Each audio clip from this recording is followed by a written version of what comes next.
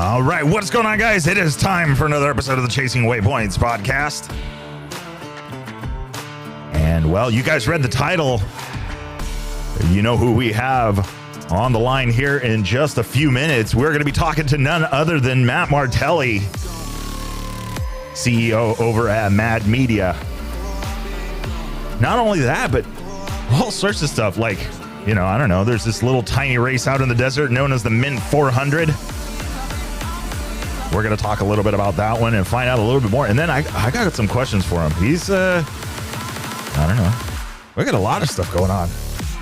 These guys are doing all sorts of all sorts of stuff going on. So I'm curious to hear the story, find out a little bit about what is happening and what is coming up for these guys. I think it'll be a lot of fun. So what's going on with you guys? All right. Are we having fun yet? Are we out riding? Are we looking forward to some of the rallies coming up? A lot going on. If you didn't hear it, I got to go back and watch it. I had a interview with Ricky Brabeck talking about his Dakar, and I want to go see that, find out a little bit more about it. He's got their podcast going. I think we even have him on the line here already. Let's turn the party down. Matt? What's up, man? What's happening? Nah. Anna. It's Saturday, I think. It's just another day for me, brother. I know, right? That's the funny thing about adult life, right? They don't warn you about this. It just kind of blends into these 24-hour periods.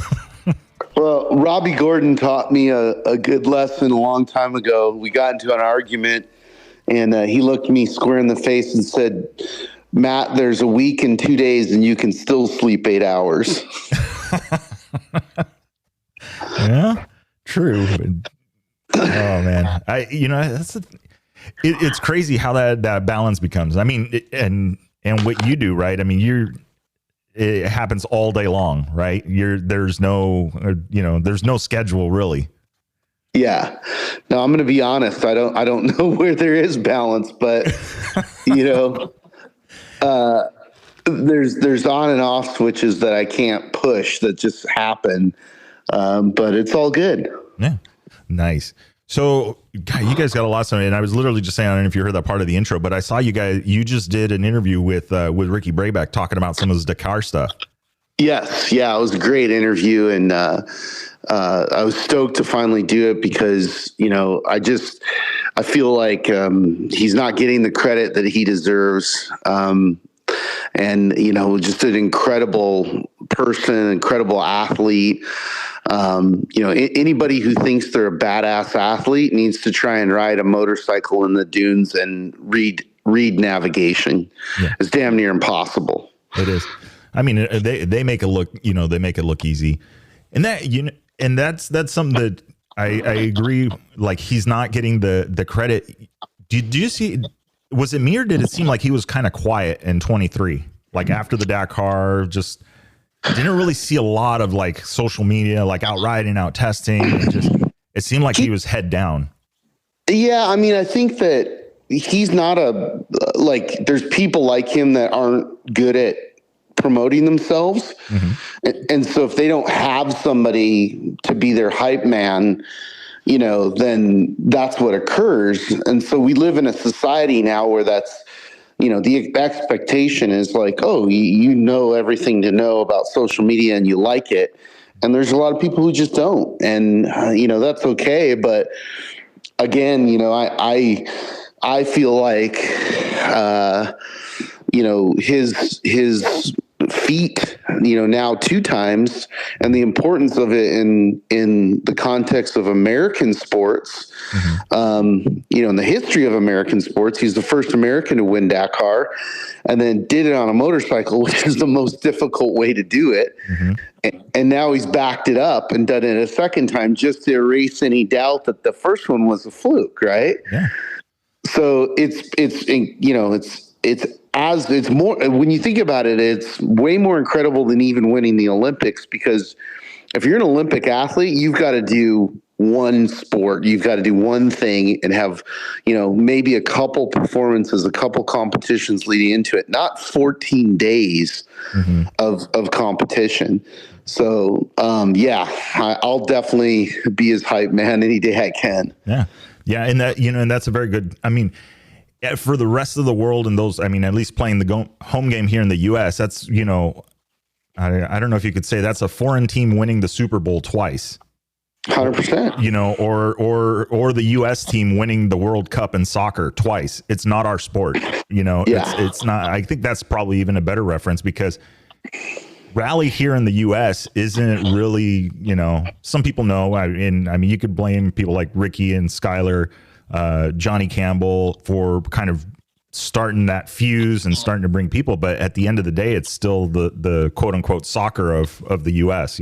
It's it's a French discipline. Like, let's be straight up about it, is that, that style of off-road racing is from Europe. And, they developed it, actually Terry Sabine came here and visited and slept on Sal Fish's floor and walked all around and looked at it and went back and mixed, rally with off-road and created the modern discipline of rally raid, Which is crazy. Yeah. And then you hear stories from before, right? Where it was like, going through war-torn areas and, people getting robbed and pirates and people getting lost for days. Yeah. Yeah. Lost for days, minefields, don't ride outside of what we graded because, well, we're not responsible. Dude, it's been this crazy story. And so this is interesting because you're heavily involved in the off-road stuff here in the US. Yeah. Do you think there's a chance we may see something a little more mainstream? 100%. I mean, that's why I'm pushing as hard as I am. It's, I always equate what we're doing to the UFC 20 years ago. Mm-hmm. We have the product, there's nobody I've ever taken to one of our races and not converted them into a fan. I mean, it's the visceral experience that you witness at the Mint 400. There is no motorsport like it, right? Mm-hmm. So it's just about getting, mind share. Like, we're a fraction of motorsports, and motorsports is a fraction of mainstream sports. But the good part of it is the two biggest events that happened in America this year were the Daytona 500 and the F1 race in Vegas. Mm-hmm. So it shows that there's rising interest in motorsports. And I think we have the coolest form of motorsport. I always use dumb analogies to explain things. It's like we're Metallica at the beginning of the 80s.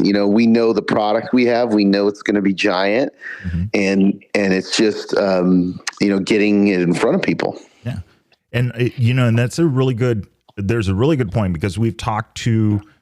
Like I worked at Sonora Rally. I was in the piste control with the guys from the ASO.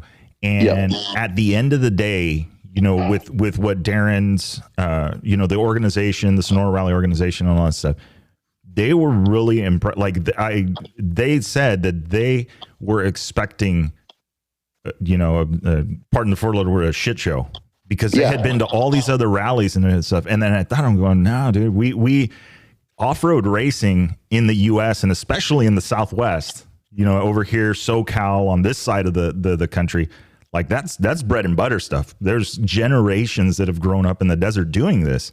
So it's not a rookie thing. So it's like what you're saying. I think that's what makes it dangerous. Like we could, get some started incorporating maybe some road book stuff. And then next thing you know, it's like, it's our own brand, our own flavor of this sport. It's not the Dakar, but it doesn't have to be.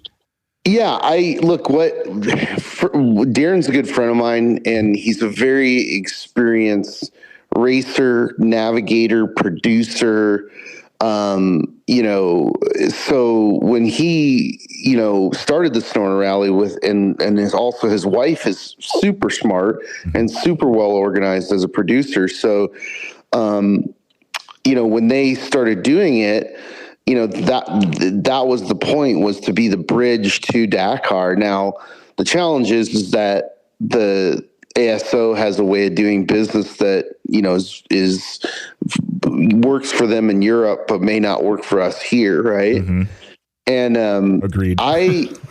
I think that it's important to have that bridge, and I would like to see rallies in North America, because I believe in our talent pool. I mean, if you look at Dakar right now, it's like we're taking it over. Between all the bike guys, AJ Jones, winning his class.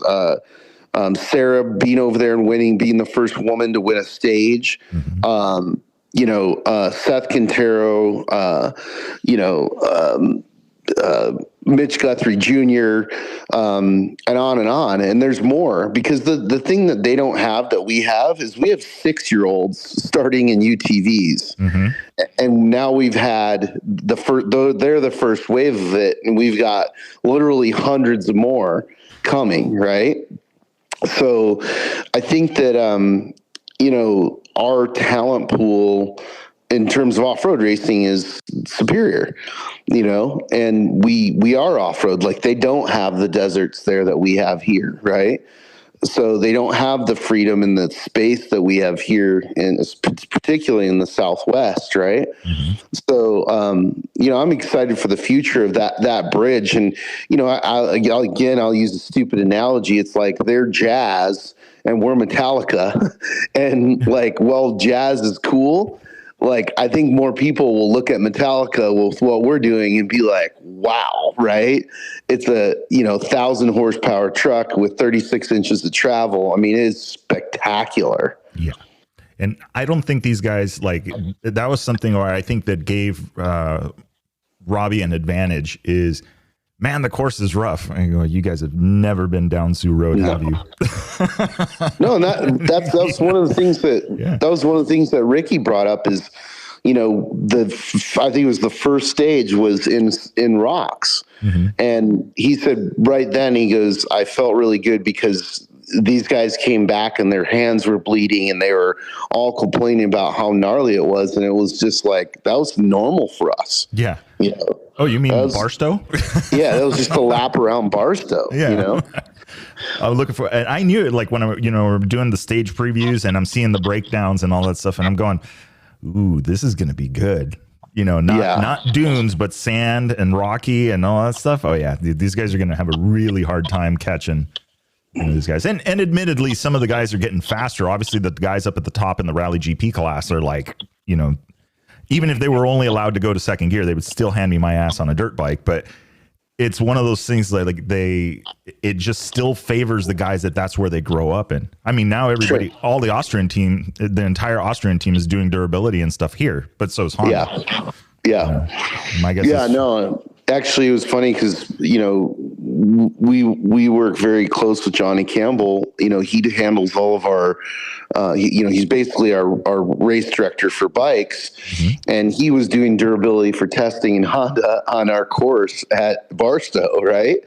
Mm-hmm. And so we're just laughing about it. He's all, hey, what about this area? I'm like, yeah, it's pretty jacked up. Like, go check it out. Yeah. Perfect. We love it. Yeah. Now we're going to go send a 300-pound rally bike through it. Exactly. So that, and that's a really good thing. So, okay. I raced, I used to work for Mendiola.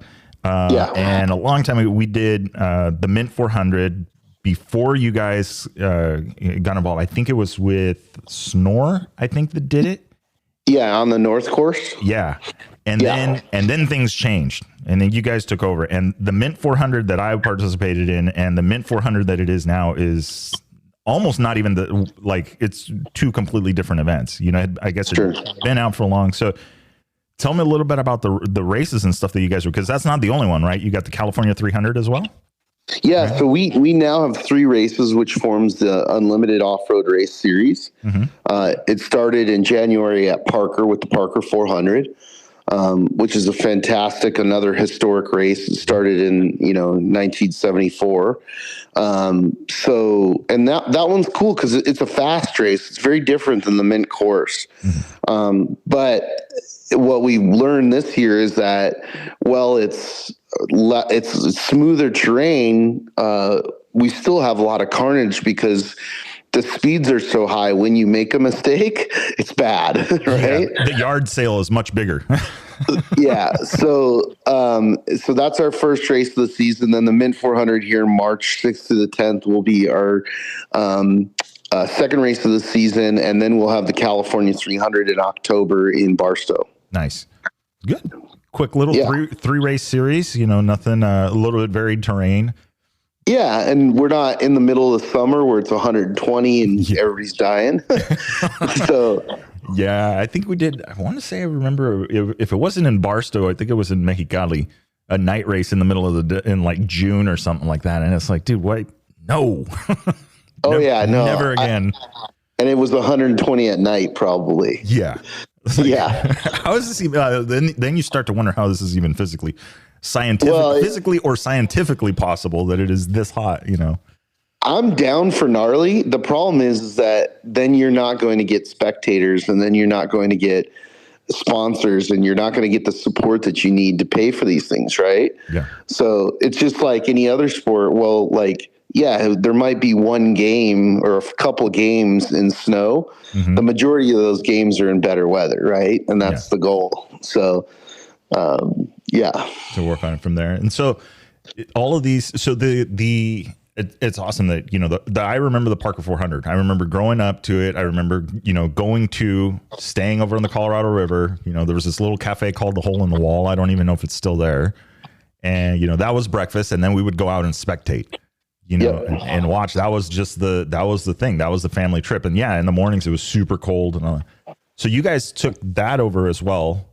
Yep. And ran. So, that's cool. The Mint 400, like you said, super legendary, like old school OG. I mean, this was, what was it? Fear and Loathing Las Vegas. I think that was the Mint 400 was the race that they were going to cover. Yeah. Hunter was there covering that race and the police convention, and, hallucinating and breaking down, the American dream. And it was, an epic book, and which turned into a fantastic movie and really wove the Mint 400 into the fabric of American culture at that point. It was already very famous because the famous racers like Parnelli and movie stars that had raced it and brought attention to it.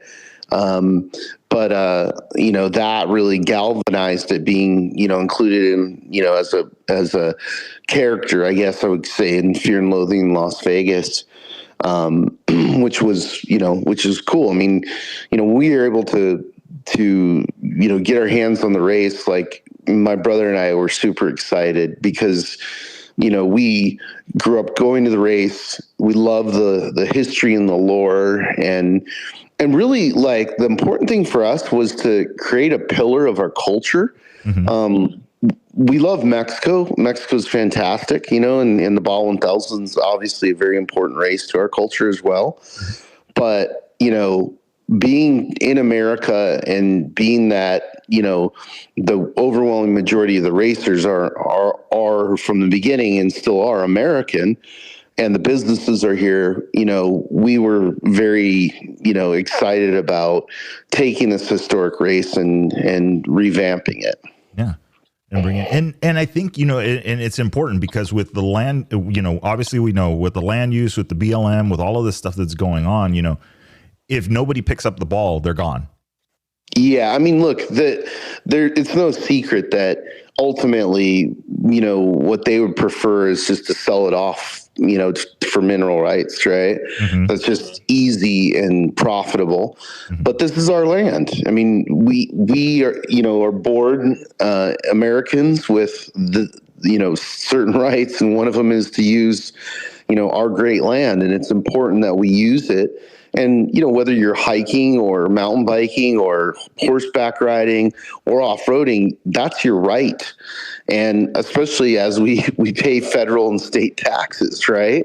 Dearly. So, yeah. So, I'm a big John Muir fan, and like, you read some of his stuff, and that's what it's all about, is get out, get into what makes America great, which is our country, the physical land, and not just the deserts, but the mountains and the ocean and everything. But, we happen to be located in a place where we have these vast deserts, which that are just stunning. That's the other thing is,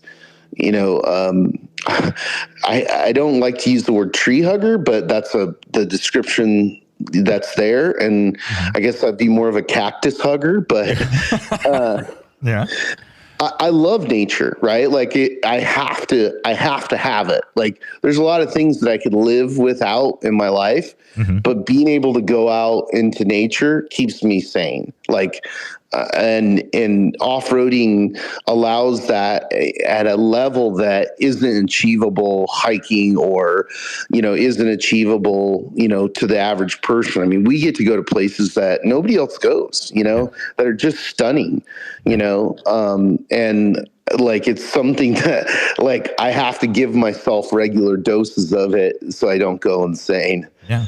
Well, I hear you. I mean, it gives you that ability. It's the remoteness of it. Really, I think more than anything else, it's just the fact that, like, we grow up and as we become adults and we go out into the world and we just see cities upon cities and offices and tables and just computers and all that stuff. And I guess that the lack of that, right? It's you get desensitized to how much crap you have going on, and you don't realize how big of a pile it is until you go out and it's all stripped from you. 100%. Yeah. I think that's, I think that's huge. I mean, in that, I didn't like, I can imagine, I mean, because my next thing is going to be talking about the mothership, Mad Media.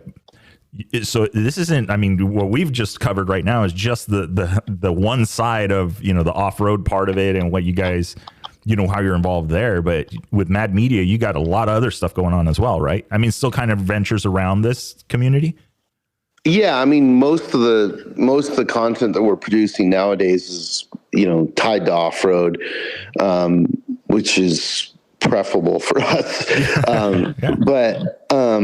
But yeah, I mean, I started Mad Media, after working at advertising agencies and skateboard brands, and just kind of being frustrated with them both. And the advertising world was very structured and very linear and, very planned out, years in advance. And, the skateboard culture was very loose and, shoot from the hip. But a lot of times they, had failure because of their lack of planning and discipline. Right. Mm-hmm. And so Mad Media was my goal to mix those two worlds and create a hybrid that, could, create tactical guerrilla marketing, but still use all the disciplines of, the advertising agencies. And we did, and it worked. So, 27 years later, I think, we're still, producing some of the best content in the world. And, like I said, now doing, most of it around off-road and off-road racing. So it's been a really fun journey. Yeah. 27 years. I mean, that doesn't happen by accident. I think that's, No, it's funny because, it goes back to this whole thing about passion. And, while I was working at an advertising agency making a ton of money, and especially in my early 20s, it was more money than my parents were making combined. Right. And both of them did well, but I wasn't working on what I wanted to work on. I was, doing ads for women's hair care products. I don't give a shit about that. Right. So I couldn't care less, I quickly hit a point where, like, I didn't want to go to work. I didn't want to get out of bed in the morning. And that was very unusual for me, and I would, design skateboard graphics and do things that I loved in my spare time. And so I just hit a point where I'm like, whatever, I'm going to be broke. I can accept that. I'm just going to do what I really love to do. And, that's what I did when I formed Mad Media. And, it was tough in the beginning, like, all I wanted to do was make rent, and that was the focus of the first years, right? Is surviving, and then growing it, and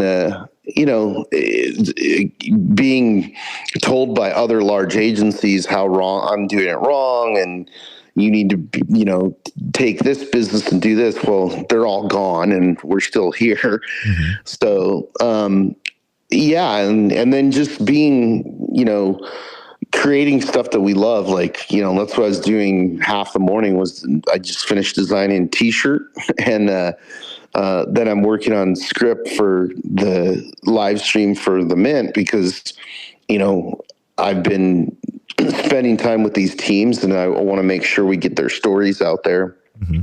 So yeah, the passion still continues. In fact, I'd say now, because with the league, we've essentially become our own client. Yeah. We have nobody to blame but ourselves for failure. So that's a pretty, highly motivational factor in it. Mm-hmm. Yeah. And and it's an interesting, that was going to be my question. Cause to me, like, when I go back and starting the podcast and doing this, at one point you just kind of like you see, you get out of bed and you don't want to do what you were scheduled to do. Yeah. And that, I think that's an important part of any story, is that why, this is what it was before, this is what it is now. And there was at some point in there was that one day where you're just like, I'm done. I'm going to do it my way. Yeah. So. I think it's important, I wish that they would teach that, to kids in school, because I think there'd be a lot less miserable people in the world. If that was like, hey, and make sure you find something you love doing, because you're going to do it for the rest of your life. Right. Yeah. So, that's, again, like I started working at, 12 years old, doing all the wrong stuff that I didn't want to do. And that was also a motivating factor of like, working all the shitty jobs and, doing hard manual labor, pouring concrete, and realizing like, okay, like this is a way to make money, but your body is going to be broken in half by the time you're 30. Right. Mm-hmm. So you're trading something. And, and two, watching my parents, both my parents, worked for other people. My mom was a nurse, and my dad ran, hospitals, including Scripps Clinic. Mm-hmm. And, when he had his first heart attack, they literally dismissed him. They literally were like, hey, you know what? We know this is illegal. We can't fire you for this, but we're going to sue each other, and here's how it's going to go down, and here's the amount of money, and here's your settlement. And I was just like, okay, that's what you're working towards. Like, yeah, I'm not doing that. You know what I mean? I'm not spending, a portion of my life enriching somebody else only to be dismissed because the stress level has almost killed you. Yeah. It's crazy. So I just figured, I honestly, I didn't know where it was going to go. I was just happy with living in San Diego and surfing and skating and off-roading and doing the things that I loved. And, being able to wake up every day and go, man, I'm excited about my day, about, creating and accomplishing things. So, yeah. And that, God, it's crazy, because I think that you're right. They don't teach that kind of stuff in school now. And it's very interesting. Like nobody, like I used to work for a trade school, and mm-hmm. They don't, like we used to say is, you walk into the building and the building is cold. But yeah. People don't understand that there's a whole industry of HVAC that make that happen. And they don't teach kids, like, not that it's saying that, oh, you're going to go get in, and like you mentioned, it's like, I'm going to go do this hard labor, and trade my physical ability in 20 years for a few $100,000 this year or over the next right. couple of years. And so there's no like strategy. There's no like, okay, here's, some of the things that you could do, like, super important things that you guys do. I mean, I'm sure, like, looking at metrics, looking at monetization, looking at, patterns, and looking at trends and all of this stuff, just to be able to market and grow. They don't teach that. You don't, like, that's not a readily available program that I'm aware of. Not till college. And honestly, they're behind. And the I've been really fortunate in that, when I was in high school, we still had ROP programs. So, I walked into a graphic design program at Helix High and wanted to make t-shirts for my band. And it cracked open this whole world that I didn't even know existed. And, in a sense, it kind of saved me because I was on my way to not graduating high school. I didn't care about, really anything but, at the time making music and chasing girls or whatever. Right. Yeah. But I was totally disenfranchised with what school was forcing me to learn, which, just wasn't interesting to me. Right. And getting into this graphic design class gave me a reason to show up for school, and then really, lit a fire under me. And, I found something that I was, I liked and was good at. And, I feel bad that those programs don't exist anymore. I think it's important that we restart that, because, not every kid should go to college, frankly. Like there's, we had an amazing automotive class. We had amazing fabrication, woodworking, so on and so forth, all at Helix High. And, that's all gone now. Unfortunately, you have to go to a third-party trade school now to learn those things. Yeah, exactly. It's gone away. And, and I went through that trap, graduated high school, go to college. I was looking to become a mechanical engineer. That was my whole thing.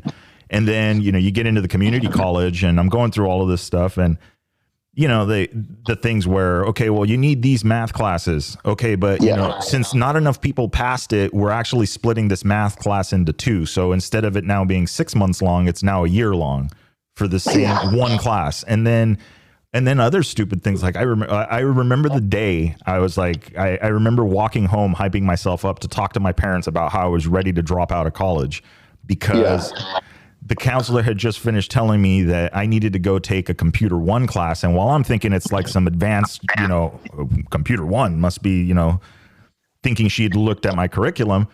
And she's like, no, it's like, navigating the internet and the basics of Microsoft Office and all this stuff. And I'm just sitting there going, you realize I just finished 3 semesters of computer programming. I mean, I can write a computer virus. I could put your computer into, but let me teach you how to turn the thing off and on. And I was I'm so done with it. And so I can only imagine that it's gotten worse. Yeah, it's tough. I mean, I was very fortunate that, after I graduated high school, we had kind of our high school had a relationship with Palomar College. And I had 2 really fantastic instructors in high school that, they didn't just shape me, they shaped quite a few young kids, and that then went on to become, different creatives. And, and then Palomar has this fantastic, graphic design and video department. And, I walked in there, and it was also the environment, right? Like, so, North County, San Diego at that time had Transworld Media, which was skate, surf, snow, everything, right? And then it had, in the valley that I now live above, it had what was the beginning of the surf, skate, snow industry. So a lot of young creative people. So I show up to college, and this dude walks up, and they realize that I'd been running a screen printing facility already. And so they made me a lab teacher, and this goofy dude shows up and, basically is like, hey, can you keep the lab open late? 'Cause I want to print these t-shirts, and this guy's like, this kind of clowny, like rapper white guy, and I'm looking at him, and I'm like, okay, sure, whatever, dude. And he's like, I'll buy you a 12-pack. And I'm like, great. And that's how I met Ken Block. So then at that same college, Dave Persway, who's gone on to be a prolific designer and graffiti artist, bass designer, he was there. So was Grant Britton, who is one of the most important photographers in all of skateboarding. So we had like this confluence of young creatives, all kind of in this mix. And, it was really energizing. Yeah. It was really like we fed off of each other, and even though we were in different kind of bubbles, stylistically, it was a really cool area and time to grow up in. Because you looked at things other people were doing where you're like, well, if he can do it, well, I can do it. You know what I mean?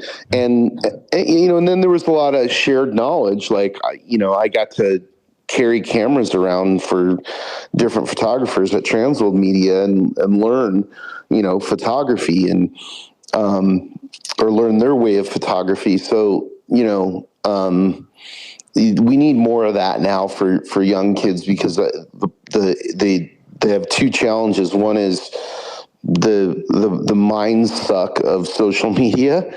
And then the other thing is that a lot of the long form creatives, whether it's movies or, painting or, even industrial design and stuff, like they're not learning that. They're jumping to, it's like I met a kid the other day and he showed me some trucks that he had designed, and I'm like, hey, cool. Have you ever fabricated? Nope. Never fabricated, never touched a piece of metal. And I'm like, but you're designing trucks in a computer in one of the computer programs. And he's like, yeah. And I'm like, okay, that's cool. You need to go to Gymco and sweep the floor for a while. You know what I mean? Yeah. So it's like bypassing the why and going right to actually, doing the thing or attempting to do the thing. And I can see that in their failures. Right. So yeah, we need more of that. Yeah. And it's a super interesting point on that one is that you skip over I think with social media is the attention span and the instant gratification of it. I could see where some people was like, okay, well, may think I designed this in this program and somebody's going to buy my design and then I'm going to be a world famous designer. But that holds no water, because I know engineering and I know that what's on paper doesn't always translate into what's on, you physically cannot build it. A machine can physically not do that. And so, there's all these steps in between that get skipped over for that instant gratification. And I think, like you're saying, that the whole social media thing is you get the opportunity to be on both on either side of it. And I don't think people realize that. You can either be the consumer of it or you can be the creator of it. And I think, it's awesome to see that a lot of people want to be more creators of it. But then I feel like people get pissed when it's like, well, why am I not famous? Why am I not going viral? Why am I not going? And I'm like, dude, because the people that they're grinding from 4 a.m. on, Yeah. And they're taking the necessary steps. I mean, I'll use another dumb analogy. It's like martial arts. It's like, yeah, you can put on a black belt. That doesn't make you a black belt. You know what I mean? You will get your ass handed to you in 63 different ways. And that's what's going to happen to these people in life, is like, they're going to, get this gratification, this momentary gratification. And then, as that wanes, they're going to be like, what am I doing now? Like, what do I operate? And they'll be lost because they didn't go from white belt all the way up, right? They didn't take the path. Yeah. And there's people that are good, like learn faster than other people. I was fortunate that I was terrible at books and learning in school, but once I found, graphic design and photography and cinematography, it just clicked. Like, I just got it and I loved it and was, basically addicted to it. Right.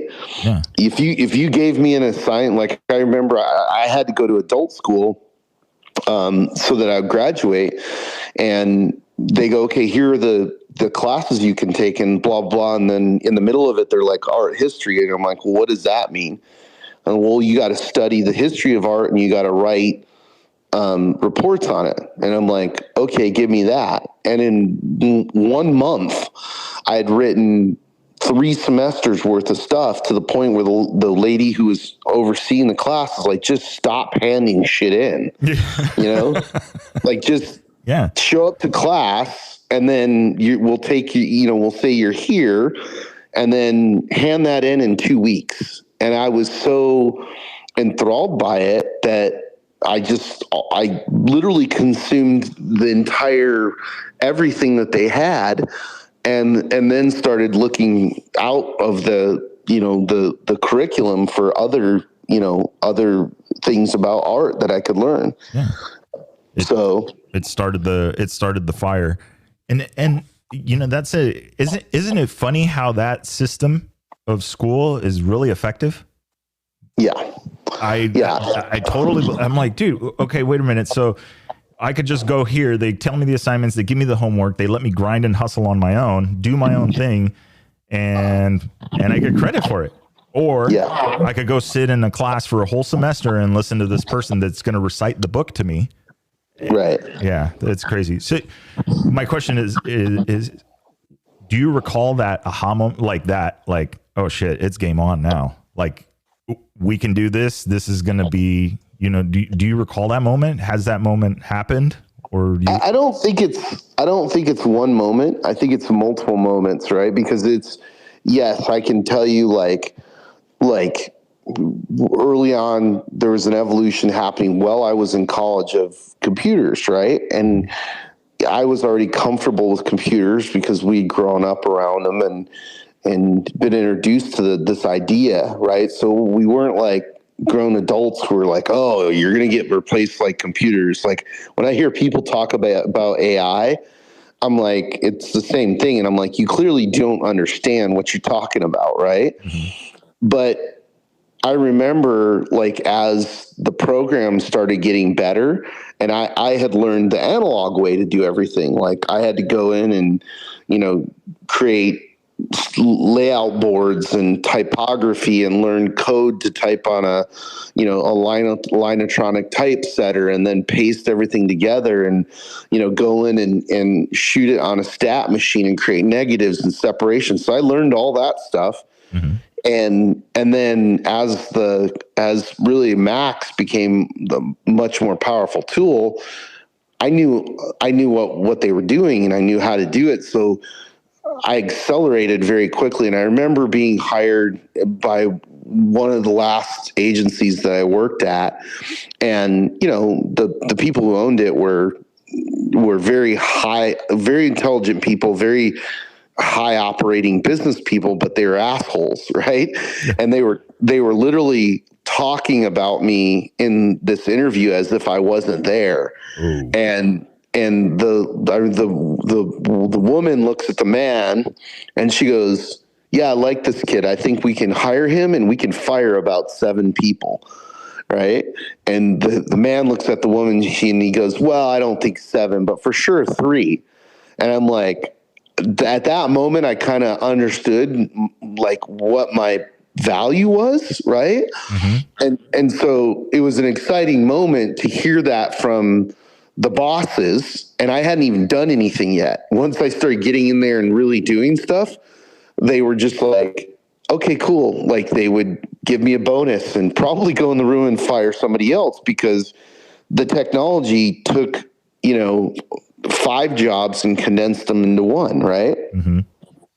So that was a moment, but there's been lots of moments. And even now, like through our journey of being promoters, mm-hmm. like there's been moments with that where I'm like, how are we going to do this? I don't know, and then really my brother and I and Killian, my cousin who works with us, figure it out. And it's another kind of like aha moment, where you're like, oh, okay, like now we can do this. Right. Yeah. And, so it continues. It's like, once you get in that mindset of it's a puzzle and there's always going to be problem solving. Mm-hmm. It's still stressful, right? Because like your own, like our own finances are wrapped up in a lot of those decisions, but it's fun, man. It's super fun. Yeah. It's like you start looking at stuff and you're like, oh, cool. Like, let's figure that out. Right. And it's fun to accomplish those different levels, and get that moment of like, okay, and two, have people recognize it. Right. So, it continues. Yeah. To recognize that, the production and I only can think, like, I can picture, you create all of this, you do all of this stuff. And then, at the Mint, you get the chance to, the pits and everything like that. And you get a chance to just go up in the Hilo or any of the other races and just go up, 1,000 feet or 500 feet and just look around at literally all of this has to do with, a few decisions made 27 years ago. And this is where it's at now. I mean, that is really crazy, because these are not anybody that has not been to these events. They need to go. It's a production. There's a lot of shit going on. Yeah, there's a lot of moving parts.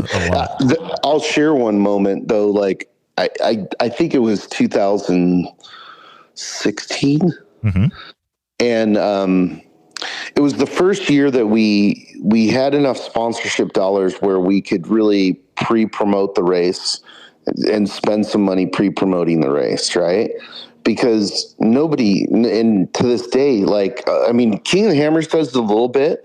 A few of the other races do a social media post, but not like we're spending, tens of thousands of dollars pre-promoting the race. We're doing radio, television, billboards, social media, we're doing, like a real campaign. Right.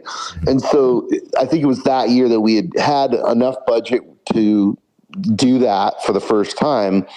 And, we have helicopters that film the race, and they're very, very expensive. So, one of the kind of simple things that my brother and I would do is go like, man, we paid for this. We at least get to ride from, the airport in Vegas to Prim and, feel like a baller for a minute. And then we usually get out of the helicopter and, go to work or whatever. But it's just a little, I don't know, it takes 15 minutes to fly out there in a helicopter. So for 15 minutes, we're like, yeah, this is bitching. Right. But that year we came over this little hill and we saw the freeway backed up, and we saw the madhouse trying to get into our remote spectating areas, and then saw all the people at Prim, and we're like, okay, we did it. Like, we got this back to a point of where it was before, and now it's surpassed that. So that was a really good, that was a really good moment. That was very gratifying. And then when I landed and went over and talked to Casey Folks, who we were partnered with at the time, he yelled at me and said, "Hey, the spectators are your problem now." You're welcome. Yeah. So then you start learning the costs of, toilets and security and trash cleanup. And you're like, oh, wow, it's an equation, right? So it's roughly $7 a person, right? To bring a person out to a remote area and, have all those accoutrements, right? Yeah. Things you don't like, from 50,000 feet and not involved in it, you wouldn't guess that, but I enjoy that part of it, because that's kind of is that granularity of it. Be like, I know that per head it's this much, in resources to be able to do this. So then you know what you're shooting, because I think that's where a lot of times a lot of businesses fail, is that they don't understand, especially marketing, where they don't know how to quantify, like, okay, we threw $100,000 at it and we're still broke. Well, they have no idea that those $100,000 actually generated this. It's just they don't know how to convert, Yeah, it's a really interesting topic now, because I think that, there's been a shift with social media in the last few years where the cost of social media for businesses is so high that it's almost not worth it. I mean, if there was some alternate, then I would say, okay, well, there's an alternate, but there really isn't. So it's almost like everybody's trapped a bit because we moved away from print and TV, and that was also a bit of a lie because, print, they were overprinting magazines, and 60-70% of them went in the trash and never saw anybody. But then when you got what is your pass-through rate, which you can't really measure, and how many printed pieces did you put out there? Oh, we put out this many. Well, if 30% of them never even go to the newsstand, they go in the trash, that was the lie of print, right? And TV is the same. Like, they had this wonky measurement that they're like, oh, we interview 100 people, and based on those 100 people, that's the number. And I'm like, that's not real data. So the internet comes along and we start getting real data. Well, now social media has choked it back to a point where, you built a following, and even when you do a post, your following isn't seeing that. They want to charge you for that. So it's pushed us to become, go back to the things that we learned and that worked, in our action sports era, which is, posters, analog stuff, flyers, promo, stuff, like just not being completely confined to social media controlling your brand. Yeah.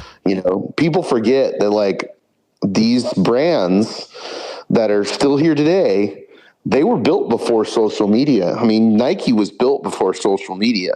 Apple was built before social media.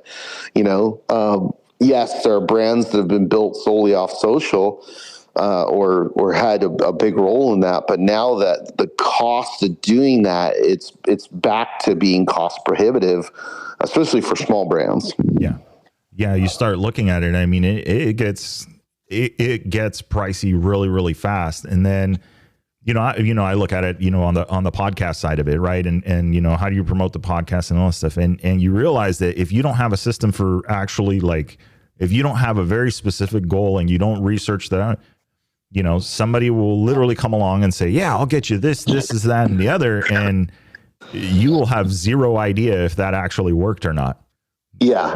And that's what makes it dangerous. And I think that's really cool. Like how you're saying is, like, go back to the old school stuff, because people still want posters like we have, or that sticker or that thing, and well, they actually become more powerful because, one of the things that I observed was, like, people aren't doing it like they used to. So now when I hand a kid a poster, he's never gotten a poster handed to him. Yeah. Right? It means more. It's more powerful, and it's much more powerful than a social media post. That you may have spent more money than what the poster cost to produce, to do a targeted buy behind that. And what is the result, right? Yeah. I think it's interesting because, like, at the end of the day, social media isn't here to build your brand. It's here to reward itself, right? And so, people have to be cognizant of that, and realize, like, your job as a marketer is to grow your brand and sell a product. And what social media is rewarding is whatever the behavior the algorithm wants, which ultimately is the behavior which will bring more activity and people to it, which, we go back to ancient Rome, and it's like, okay, it's porn and violence, right? It's sex and violence. Like, oh, okay. Is that what you want your brand to be? Is that what we want society to be? Yeah. Not me, Yeah, it's an you go back to, it's like, well, what actually sells? What creates it? Because now, where people would sit down and watch a show, or where they would have something longer. Now it's, I just think the number 15 seconds. You got 15 seconds to make a statement so strong that they're going to subscribe, that they're going to buy a ticket, that they're going to buy a product, that they're going to be, because you're fishing along with the other ones. And, you look at, like, I look at engagement. To me, like, I've seen, you get a little bit of that jealousy. It's like, wow, these brands and do this. You look at the following, And you go like, okay, you look at it and you go, damn, 100,000 followers. And then you look at the last post they put and wait, they got 100 likes? Oh, wait, that's 100,000 followers and only 100 likes? How does that, how does that work? But, you got 1,000 followers and you got, well, I'll take 10% engagement over, but then I think that it's like knowing where to validate yourself and validate your efforts. Well, and that's the thing is like, you start out with this brand and this mission and, hopefully some clarity about who you're talking to, who your audience is. Right. Mm-hmm. And then, you put it up on social and it's been, very interesting, since the advent of the internet and social media, to be able to look at these analytics and go like, okay, well, why did we get like, one of the things that was a fun learning process is looking at all the analytics of the first 3 Gymkhana films that we directed and produced. Right.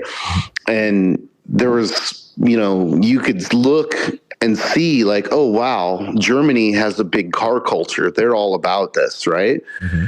But then there was this we were getting all this traffic from the Philippines. And I'm like, what in the hell is going on there? Well, it was actually ended up being real. I thought it was like bot farms or something.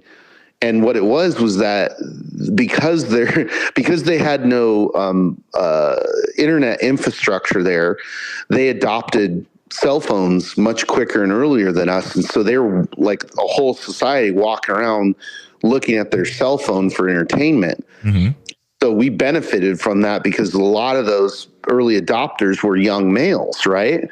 And they saw Gymkhana and were like, this is cool. And they consumed it, right? So it's definitely changed how I look at the world and I think how marketers look at the world. Mm-hmm. But it's, it's a delivery mechanism and a tool. It's not the end all be all. Yeah. Well, and that's, essentially like some brands and it kind of is kind of like the cherry on top, right? This is just another channel, another way of, but it's not the prime. Like when you look at like, okay, well, what are your distribution channels? Instagram. Right. Oh man. I regret to inform you that this is not going to be any, it's just like life, right? I mean, at this point, living in California, it can't just come from one place. You can't just have you got to have different streams. And I think that's, when building a brand, that's important. It's not just, Instagram. It's not just TikTok. Because from what I hear, a lot of them is like, dude, you're handing them the keys to the kingdom. If they get into it, if they all of a sudden decide to ban, I don't know, bicycle, TikTok, or if your whole business is bicycle hubs, and all of a sudden they decide, bicycle hubs go against our culture. They close you up, they throttle back the algorithm, and next thing you know, you've got 2 sales instead of 20. And absolutely. I mean, I just think about the insanity of relying on that, mm-hmm. And going back to growing up in skateboard culture and like, I remember being upset that, we had to advertise in some specific magazines because of how powerful they were. It was at the time it was Transworld Skate and then Thrasher. And then a couple of other magazines popped up and started gobbling up their, some market share. And then we had to advertise in those. And I'm like, we're paying for the same guys. You know what I mean? But, it's crazy now to think about how powerful, particularly Meta is over and Google, but Meta in particular over businesses, right? And the economics of the United States, Yeah, it's great. Like the ability that they have, is absolutely crazy. I mean, I've been in Google Analytics and I've looked at it, and you can, it's fairly anonymous, but the amount of things that you can see and the amount of target, like you have to, like, there's going to be, it was funny, the car company that I work for that makes electric vehicles, I look at this kind of stuff and it's like, okay, there's a difference between accidental growth and there's a difference between intentional growth. Right. And accidental growth is like, dude, you were the hot commodity. You nailed that hashtag. Those 6 pictures were fire and everybody had to share it. you said something stupid and that was enough to get you viral. And that's almost accidental growth. Like that is the only reason you have that many subscribers is because it was literally by accident, but it's what happens, how you turn that accidental growth into intentional growth. Absolutely. Yeah. If you're just relying on another accident to drive your business. Well, I think, again, like I think we kind of created the litmus test for that with Gymkhana. Yeah. And it was, I'll be the first one to admit that, we had no idea how big it was going to become, right? Because, people forget, like, YouTube at the time was brand new. Mm-hmm. And we actually, when we launched the video, we didn't put it on YouTube because we were afraid that if we, in their terms and conditions were really goofy, and we're like, wait, do they own it if we put it up there? And so we didn't put it up there in the very beginning. And I got a call from our web hosting company. Fortunately, the guy was a friend of mine, and he goes, good news, bad news. Oh man. And I'm like, okay, what's the good news? He's like, you only owe me 10 grand. And I'm like, well, why do I owe you 10 grand? Right. We're paying $1,000 for video serving. And he's like, well, the good news is the numbers that you just served the videos is astronomical. And I'm like, okay. And he goes, and I'm saving you right now because if we let it go, you're probably going to owe me 100 grand. And I'm like, well, yeah, I don't want to do that. I don't have that money. Yeah. And I didn't even have 10 grand left because we spent the entire, tiny budget we had producing it. And so he goes, put it on YouTube. You're not going to get charged for that. So we did. And, the consequent result, right? Yeah. But, I think that this goes back to creativity, right? And I'll use Metallica as an analogy of, like, when they made Ride the Lightning, there was no audience for heavy music. It didn't exist. They just went in as creatives and they created something that they liked and they thought it was badass. And then they put it out into the world. And, now the result is the result, which is they created a whole category, and have gone on. And I mean, when you really dial down those numbers of what they've achieved, it's just bonkers. Like, between the sales and the stadiums and, everything, they've fundamentally changed culture. Right. And we did the same thing with Gymkhana. And so what I think that's a proof of concept of is, like, don't ignore your audience or the reality of the world, but, like, just go make badass shit. Yeah. And if you make stuff that speaks to people and that is really good, people will find it and they'll share it, because that's human nature. Is like, the minute I find new music, I share it with my friends. I'm like, check this out.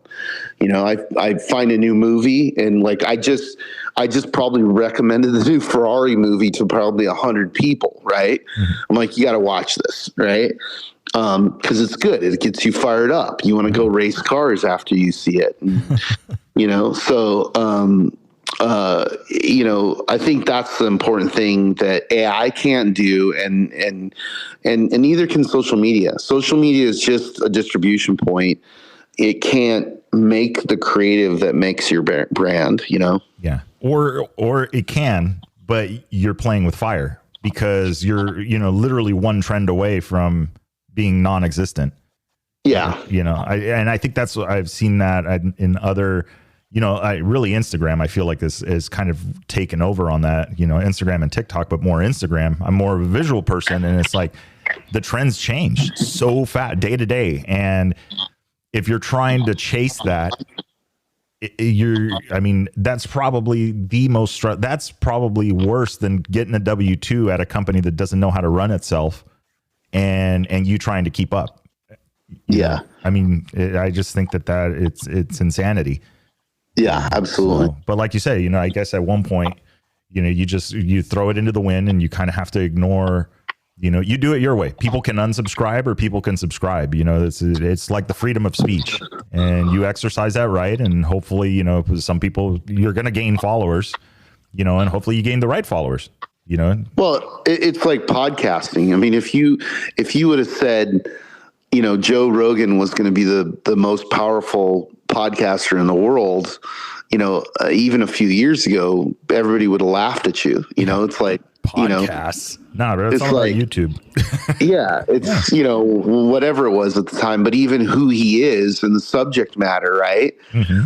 And they're like, no, we got to be, whatever the hit TV show was at the time, right? That's the way people want to consume stuff. Well, actually, they don't. And, they just they don't want to be lied to, and they want to hear long form conversations, so it's just, again, it's interesting. And like when I, started our podcast, mm-hmm. I read all the stuff about podcasts and I went, oh, okay, cool. Well, we're not going to do any of that pretty much. Yeah. Because my interest is promoting off-road racing culture. And so, yeah, it's a narrow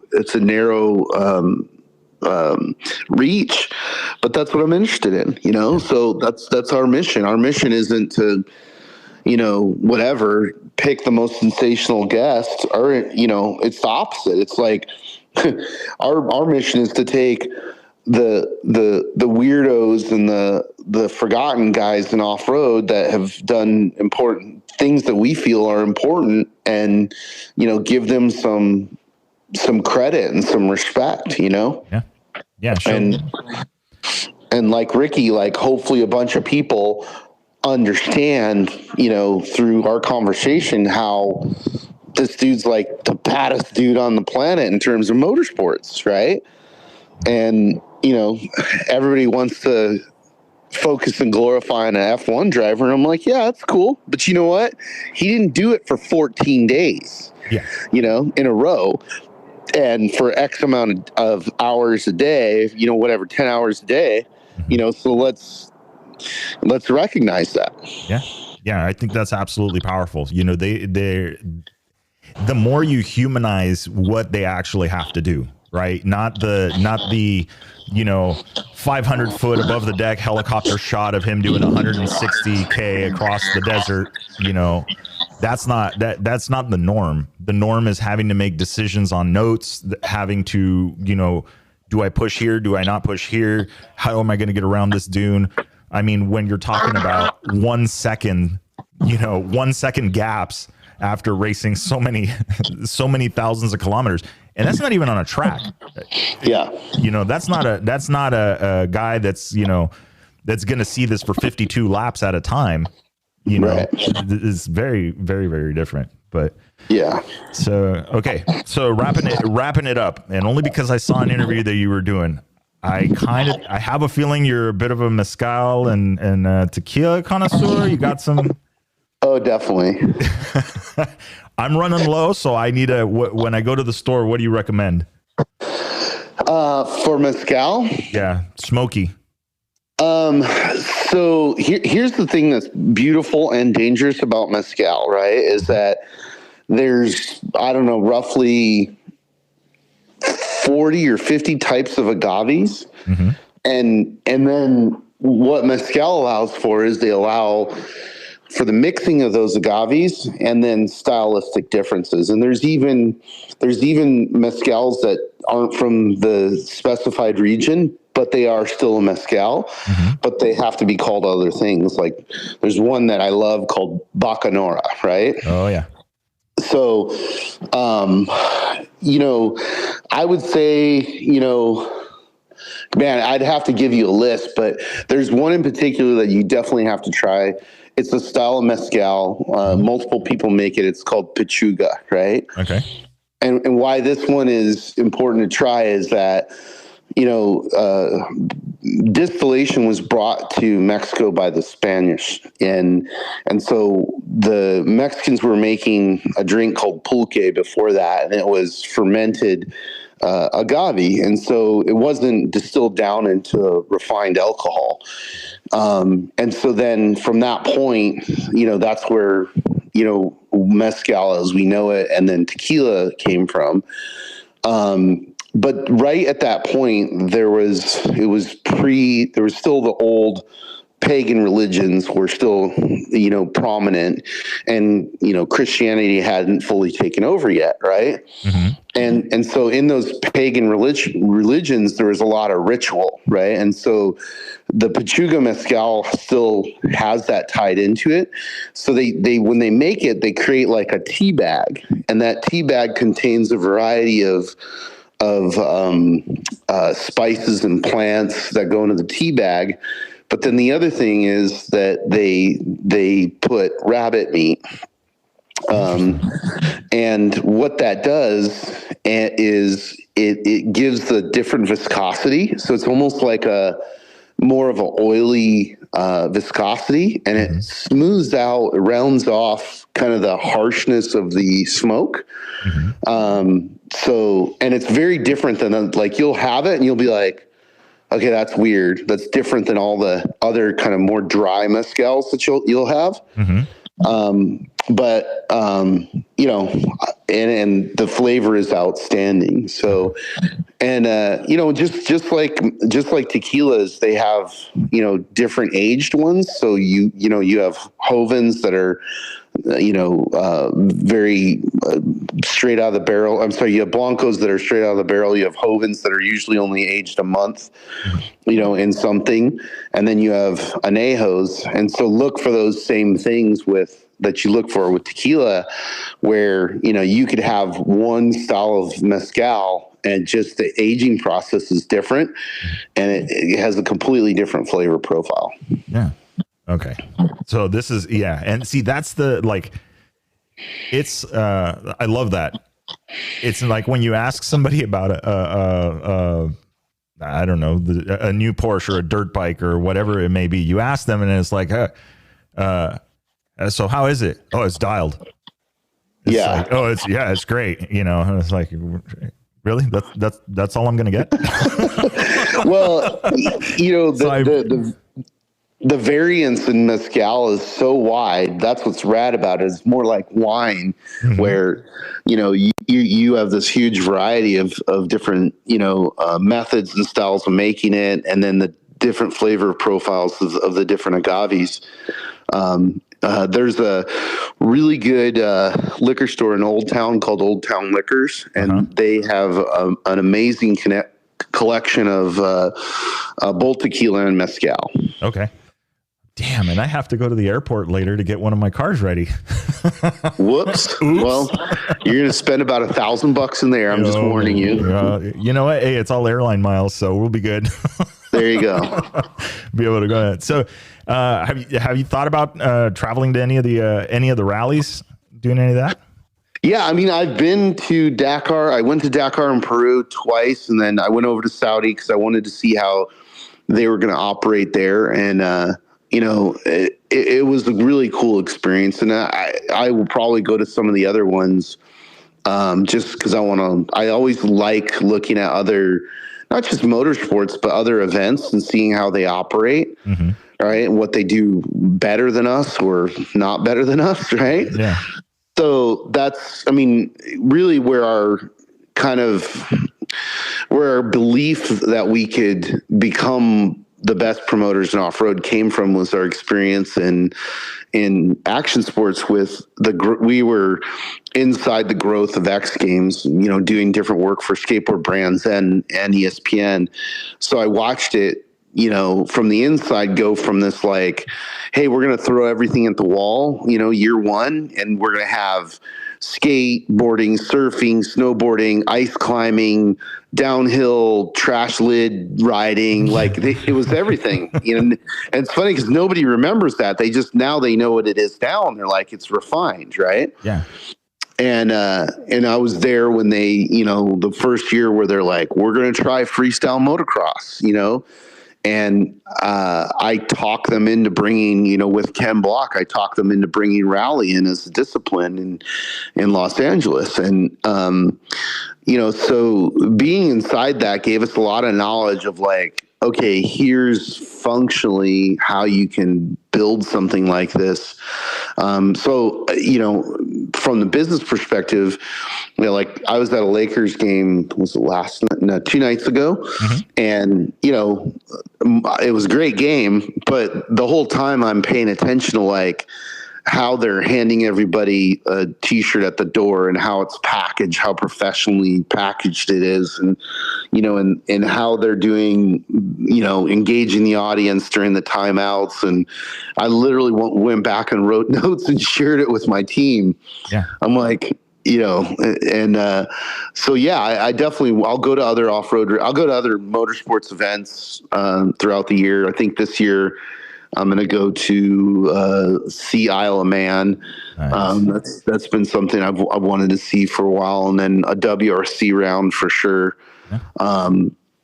Because they are, they're going to bring WRC to the U.S. and start with a stop in Tennessee. And, I love rally. It's an off-road discipline, but I'm very fortunate to have spent some time with Colin McRae and, before he passed, and, some other amazing rally racers, John Buffum, who's, still here and still training people, and just seeing that level of discipline is just badass. So yeah, I'm going to, after we get finished with the Mint here in March, I'll probably, go to a few different events like that. Start booking the tickets. And that's awesome. I mean, I think that is literally what it takes, because it's, like I argue it sometimes, it's not about, it's not about changing the shape of the wheel.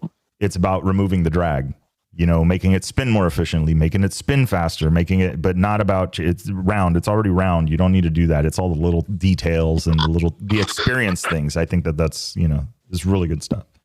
Yeah, and there's a lot to be learned. I mean, I always have to frame it in the fact that, like, I believe that we're the best country in the world, and, I'm proud to be American, but I also look at, a lot of the European countries, and I'm like, man, they've been doing X a lot longer than us. Maybe we should pay attention to some of that stuff. Mm-hmm.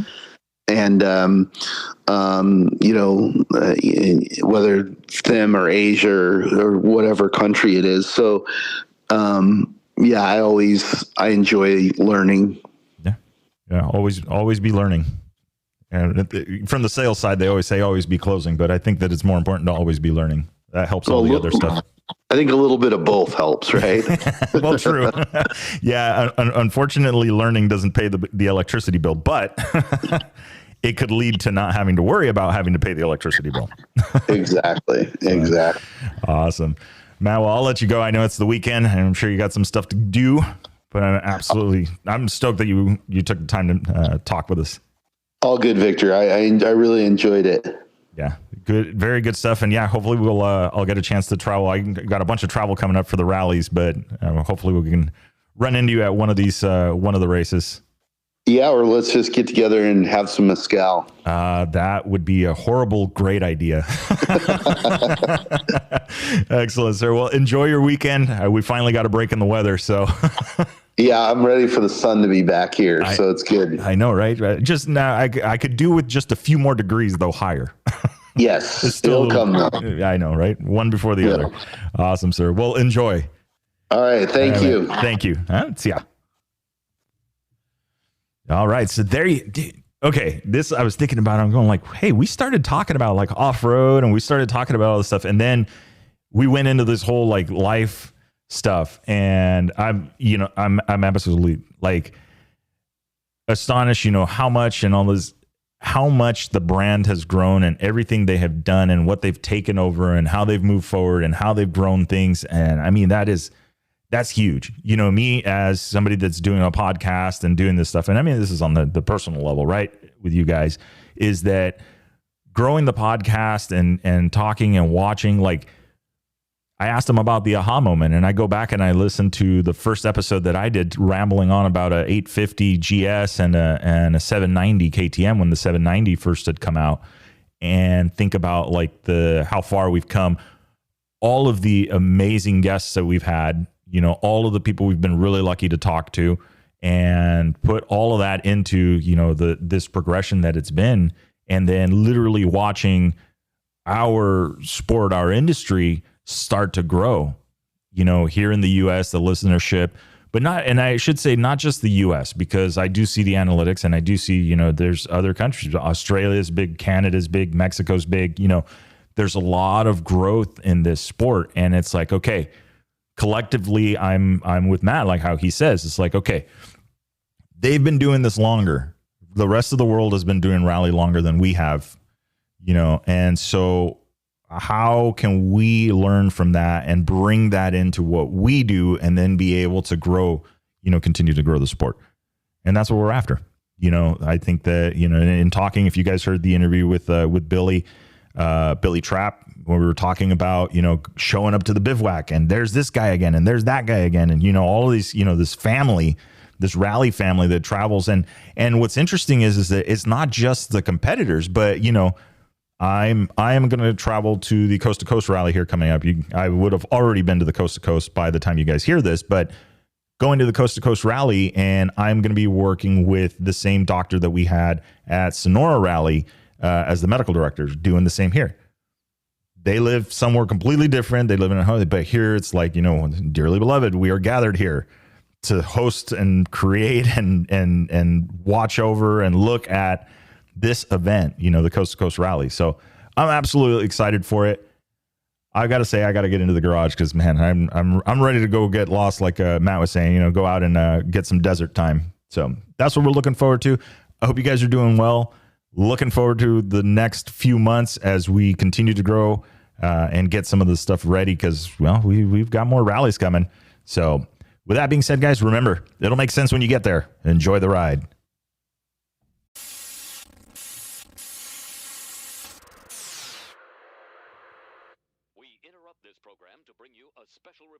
Hey guys, what's going on? This is Victor with the Chasing Waypoints podcast. Hey, super quick break in the episode. Let's talk about it. We have got the newsletter. If you have not signed up for that already, get on over to the link in the description, head on over to the website and get signed up. So looking to bring you guys information on both Chasing Waypoints upcoming episodes, rally schools, rally events coming up, videos, all the stuff that we've got going on in the rally community here in North America and abroad. We're looking to share that with you guys. So if you haven't already, jump on over. Link is in the description. Head on over to the website, get signed up for the newsletter, and let's get back to the episode.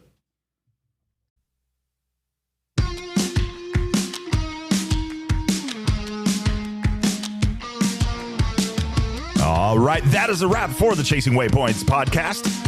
Hope you guys enjoyed the show.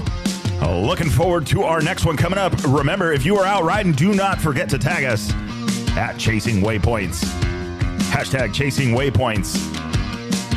And if you haven't already, get on over to the website, get signed up for the newsletter, the Bivouac, North America's rally raid and adventure riding newsletter. Hey, let's have some fun. Let's find out what are you guys up to. Let's get you featured.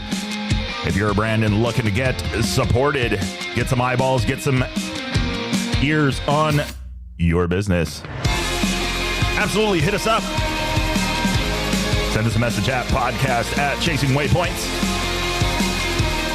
But anyway, that is a wrap. Remember, shiny side up. See you guys.